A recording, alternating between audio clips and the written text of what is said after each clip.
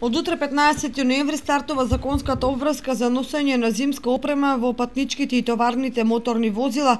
кој ќе трае се до 15 март 2018 година.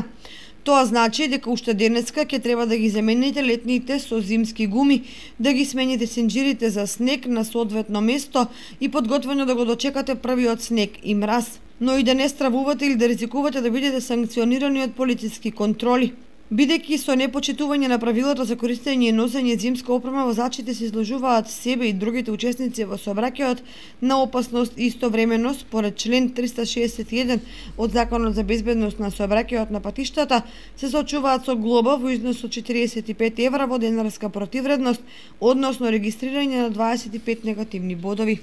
За возачите на моторни возила до 3500 кг од утре задолжителна опрема со зимски гуми на сите тркала со минимална длабочина на шарата од 4 мм, а ако имаат летни гуми со 4 мм обврзани, се да поседуваат синџири за снег кои одговараат на големината на погонските тркала.